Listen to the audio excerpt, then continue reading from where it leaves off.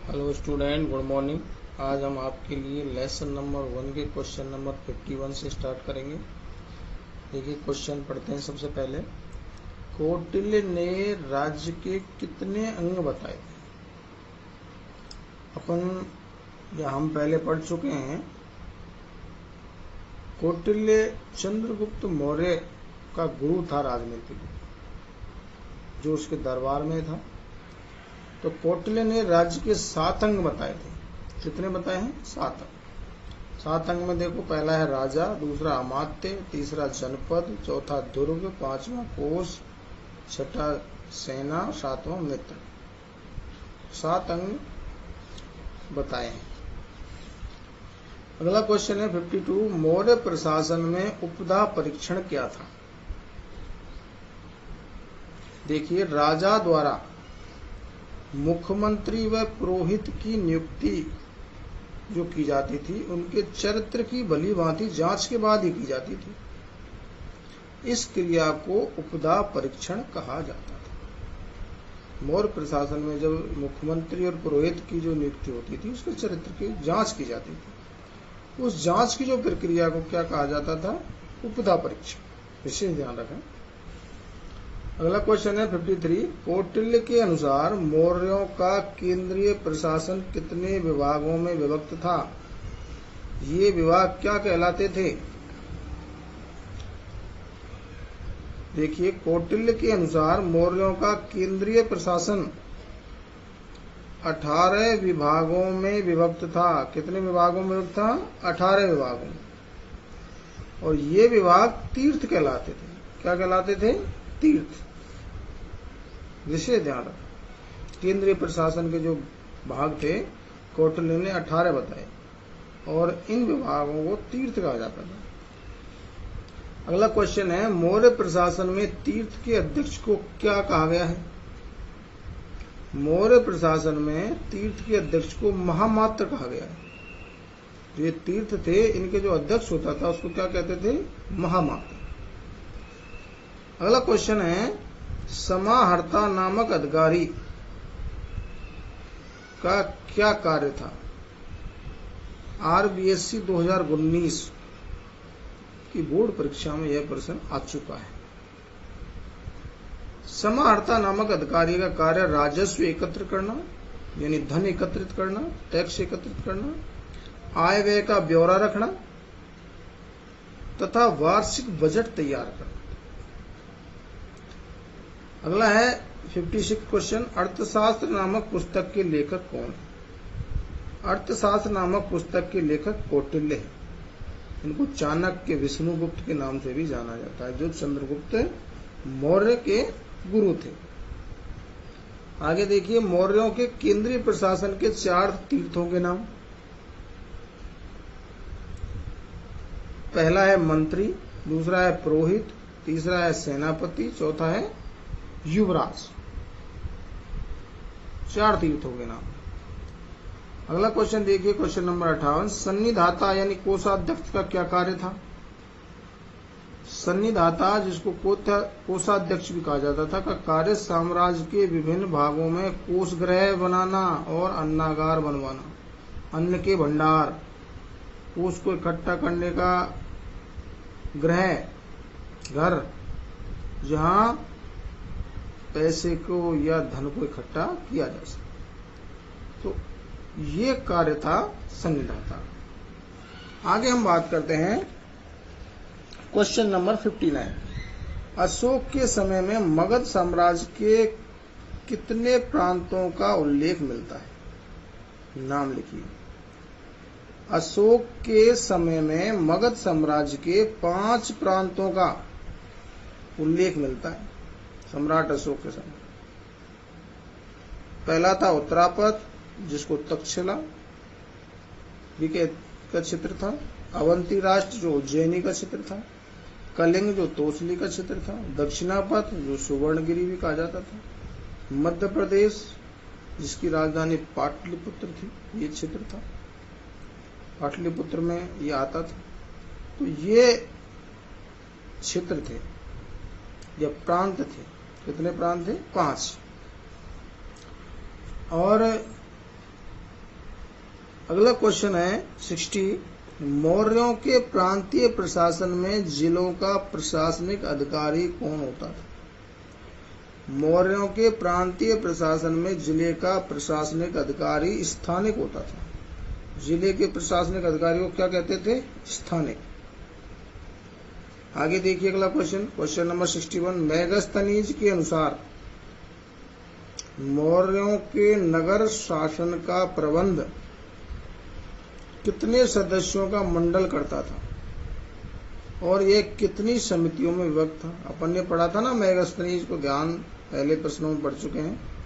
Megasthenes को Seleucus Nicator ने चंद्रगुप्त मौर्य के दरबार में राजदूत बनाकर भेजा था। तो मेगस्थनीज यूनानी शासक सेल्यूकस निकेटर का क्या था? ये राजदूत था।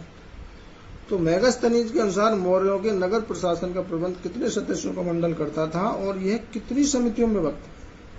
तो मेगस्थनीज के अनुसार नगर शासन का प्रबंध 30 सदस्यों का मंडल करता था। कितने सदस्य करते थे? 30 सदस्य। और यह 6 समितियों में विभक्त था। 6 समितियां थी 5-5 सदस्यों की। अगला क्वेश्चन है 62। मौर्य काल में सैनिक प्रबंध की देखरेख करने वाला अधिकारी क्या कहलाता? मौर्य काल में सैनिक प्रबंध की देखरेख करने वाला अधिकारी क्या कहलाता था? अंतपाल। मौर्यों के काल में जो सैनिक प्रबंधन का कार्य करता था उसको अंतपाल कहा जाता था। आगे देखिए क्वेश्चन नंबर 63। मौर्य काल में सेना के कितने विभाग थे?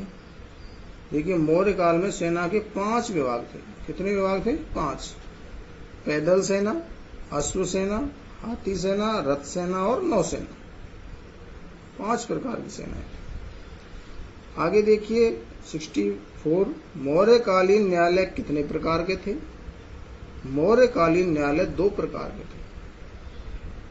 एक धर्मस्थीय होते थे और एक कटंक शोधन होते थे। आगे हैं मौर्य काल में सबसे ऊपर केंद्रीय न्यायालय कहाँ था? सबसे बड़ा न्यायालय मौर्य काल का, उस समय जो न्याय व्यवस्था है, तो मौर्य काल में सबसे ऊपर केंद्रीय न्यायालय पाटलिपुत्र में था, जिसका वर्तमान नाम पटना है। क्या है? पटना। अगला क्वेश्चन है चाणक्य यानी कौटिल्य के अनुसार कानून के 4 मुख्य अंग कौन से हैं? चाणक्य को कौटिल्य के नाम से भी जाना जाता है। विष्णुगुप्त भी इसका नाम था, जो चंद्रगुप्त मौर्य का गुरु था। देखिए चाणक्य कौटिल्य के अनुसार कानून के 4 मुख्य अंग थे। पहला था धर्म, दूसरा व्यवहार, तीसरा चरित्र, चौथा शासन। कौटिल्य ने बताया ये 4। 67 में देखेंगे इंडिका नामक पुस्तक के लेखक कौन है? इंडिका नामक पुस्तक के लेखक मेगस्थनीज हैं। इंडिका नामक पुस्तक किसने लिखी? मेगस्थनीज। मैं आपको बता चुका हूं मेगस्थनीज सेल्यूकस निकेटर के राजदूत थे। 68 में देखिए मेगस्थनीज ने भारतीय समाज का वर्गीकरण कितनी जातियों में किया है? मेगस्थनीज ने इंडिका में किया है। इंडिका इसकी पुस्तक थी, इसमें इन जातियों का वर्गीकरण इसने किया है। देखिए मेगस्थनीज ने भारतीय समाज का वर्गीकरण 7 जातियों में किया है। पहली दार्शनिक, दूसरी किसान, तीसरी पशुपालक व शिकारी, चौथी है कारीगर या शिल्पी, 5वीं सैनिक, 6ठी है निरीक्षक, 7वीं है सभासद तथा अन्य शासक वर्ग। इनका उल्लेख मेगस्थनीज ने किया है। ये विशेष ध्यान रखने वाली बात। आगे देखिए 69। सुग वंश की स्थापना कब व किसने की थी? मौर्य वंश का जो अंतिम शासक था वृहद्रथ, उसकी हत्या सुग वंश के पुष्यमित्र सुग ने की थी। ये ब्राह्मण इसका सेनापति था, तो इसने इसकी हत्या की थी। अंतिम मौर्य सम्राट जो वृहद्रथ अपन ने पढ़ चुके हैं, तो उसकी हत्या करके सुग वंश की स्थापना पुष्यमित्र सुग ने की थी। ठीक है। शुक वंश की स्थापना कब किसने की थी? तो देखिए शुक वंश की स्थापना 185 ईस्वी पूर्व में पुष्यमित्र शुक ने की थी, अंतिम मौर्य सम्राट भद्रथ की हत्या कर। पतंजलि किस शासक के काल में हुए थे? पतंजलि प्रमुख संस्कृत व्याकरण के विद्वान थे, तो ये पुष्यमित्र शुक के काल में हुए थे।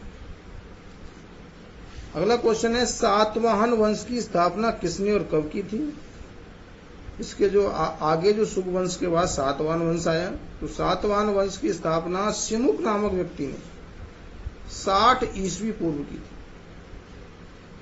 किस वंश को पश्चिमी क्षत्रप वंश कहा जाता है? शक वंश को पश्चिमी क्षत्रप वंश कहा जाता है। आगे देखिए, किस वंश के शासकों ने सर्वप्रथम ब्राह्मणों को भूमि अनुदान यानी दान देना या अग्रहार देने की प्रथा प्रारंभ की थी? सातवाहन वंश के शासकों ने सर्वप्रथम ब्राह्मणों को भूमि अनुदान या अग्रहार देने की प्रथा प्रारंभ की थी। अगला क्वेश्चन है चैत्य किसे कहते हैं? चैत्य एक लंबा हॉल होता है जो अनेक स्तंभों या कहते हैं खंभों पर टिका होता है। ये बौद्धों के पूजा स्थल होते हैं। चैत्य क्या होते हैं? बौद्धों के पूजा स्थल कहलाते हैं। कार्ले का चैत्य किसने बनवाया था? ये कार्ले चैत्य हैं, तो कार्ले का चैत्य सातवाहन वंश के शासकों ने बनवाया था। आगे है गुप्त वंश की स्थापना किसने व कब की थी? इसके बाद सातवाहन वंश के बाद गुप्त वंश आया, तो गुप्त वंश की स्थापना श्री गुप्त ने 275 ईस्वी में की थी। कब की थी? 275 में। तो सबसे पहले गुप्त वंश की स्थापना श्री गुप्त ने 275 ईस्वी में की, और इनके पुत्र हुए घटोत्कच, और घटोत्कच के पुत्र हुए चंद्रगुप्त प्रथम। उसके बाद उनके पुत्र समुद्रगुप्त हुए, समुद्रगुप्त के पुत्र चंद्रगुप्त द्वितीय हुए, उनके पुत्र कुमारगुप्त हुए, और कुमारगुप्त के पुत्र स्कंदगुप्त हुए। तो ये गुप्त वंश के राजा थे प्रमुख। देखिए आगे, किस गुप्त वंश के शासक ने महाराजाधिराज की पदवी धारण की थी? Question number 77। चंद्रगुप्त प्रथम ने महाराजाधिराज की पदवी धारण की थी। मैंने अभी आपको बताया श्री गुप्त का पुत्र घटोत्कच हुआ, घटोत्कच का पुत्र चंद्रगुप्त प्रथम हुआ। तो चंद्रगुप्त प्रथम ने महाराजाधिराज की पदवी धारण की थी। आगे है गुप्त संवत किसने व कब चलाया? गुप्त संवत चंद्रगुप्त प्रथम ने 319 ईस्वी में चलाया था। कब चलाया? 319 ईस्वी। आगे देखिए 79। समुद्रगुप्त का आदर्श क्या था? ये चंद्रगुप्त के पुत्र थे समुद्रगुप्त। प्रश्न ऐसे आ जाता है कि समुद्रगुप्त कौन था? समुद्रगुप्त कौन था? चंद्रगुप्त प्रथम का पुत्र और उसका उत्तराधिकारी। ये विशेष ध्यान रखें, ऐसे भी प्रश्न पूछ लिया जाता है। तो समुद्रगुप्त का आदर्श क्या था? समुद्रगुप्त का आदर्श दिग्विजय यानी संपूर्ण दिशाओं पर विजय और एकीकरण था। उनका एकीकरण करना, उनको एक करना। आगे है क्वेश्चन नंबर 80। प्रयाग प्रशस्ति कहाँ उत्कीर्ण है? या अपन कह दें, अगला देखो इसको अथवा लगा के मैंने बताया है कि इलाहाबाद प्रशस्ति कहाँ उत्कीर्ण है। वर्तमान में इलाहाबाद का नाम भी प्रयागराज कर दिया गया है। इलाहाबाद शहर का नाम क्या कर दिया गया है? प्रयागराज। इसलिए इलाहाबाद प्रशस्ति को हम प्रयाग प्रशस्ति भी कहते हैं। ये विशेष ध्यान रखें। आगे हैं इसका उत्तर। प्रयाग प्रशस्ति यानी इलाहाबाद प्रशस्ति उसी स्तंभ पर उत्कीर्ण है जिस पर अशोक का अभिलेख है। अशोक का जहां अभिलेख उत्कीर्ण हुआ है वहीं पर इसको उत्कीर्ण किया हुआ है इलाहाबाद में। प्रयाग प्रशस्ति इलाहाबाद प्रशस्ति की रचना किसने की थी? देखिए, प्रयाग प्रशस्ति या इलाहाबाद प्रशस्ति की रचना समुद्रगुप्त के दरबारी कवि हरिसेन ने की थी। किसने की थी? हरिसेन ने। पाठ्य पुस्तक में यह प्रश्न पूछा हुआ है, पाठ्य पुस्तक के प्रश्न में पीछे, प्रयाग प्रशस्ति की रचना किसने की थी, वह किसके दरबारी कवि थे? देखिए तो प्रयाग प्रशस्ति की रचना किसने की? समुद्रगुप्त के दरबारी कवि हरिसेन ने। तो यहाँ सीधा उत्तर पाठ्य पुस्तक के अनुसार हम देखें तो प्रयाग प्रशस्ति की रचना हरिसेन ने की थी। अब ये किसके दरबारी कवि थे हरिसेन? तो समुद्रगुप्त के दरबारी कवि थे। ठीक है, ये विशेष था। प्रश्न ऐसे भी पूछ लिया जाता है कि हरिसेन किसके दरबारी कवि थे? तो हरिसेन समुद्रगुप्त के दरबारी कवि थे। समुद्रगुप्त की उपलब्धियों और विजयों के बारे में किस प्रमुख स्रोत से जानकारी मिलती है? Question number 82। देखिए, समुद्रगुप्त की उपलब्धियों और विजयों के बारे में जानकारी प्रयाग प्रशस्ति या इलाहाबाद प्रशस्ति से मिलती है। इससे इसके विजयों की जानकारी, सैनिक अभियानों की जानकारी प्राप्त होती है। आगे देखिए क्वेश्चन नंबर 83। किस गुप्त शासक को कविराज भी कहा जाता है? समुद्रगुप्त को कविराज भी कहा जाता है। समुद्रगुप्त निपुण था,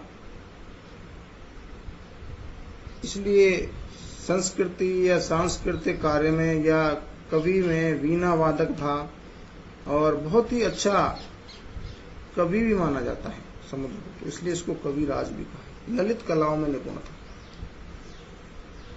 क्वेश्चन नंबर 84। गुप्त वंश के किस शासक को भारत का नेपोलियन कहा जाता है? गुप्त वंश के शासक समुद्रगुप्त को भारत का नेपोलियन कहा जाता है। कविराज भी कहा जाता है, इसको भारत का नेपोलियन भी कहा जाता है। ये विशेष ध्यान रखें। आगे देखिए, चंद्रगुप्त द्वितीय कौन था? चंद्रगुप्त द्वितीय समुद्रगुप्त का पुत्र और उत्तराधिकारी था। उसका पुत्र था चंद्रगुप्त द्वितीय समुद्रगुप्त का। आगे देखिए, देवराज तथा देवगुप्त के नाम से किस गुप्त वंश के शासक को जाना जाता है? देवराज तथा देवगुप्त के नाम से चंद्रगुप्त द्वितीय को जाना जाता है। चंद्रगुप्त द्वितीय के अन्य नाम देवराज तथा देवगुप्त भी थे, ये विशेष ध्यान रखें।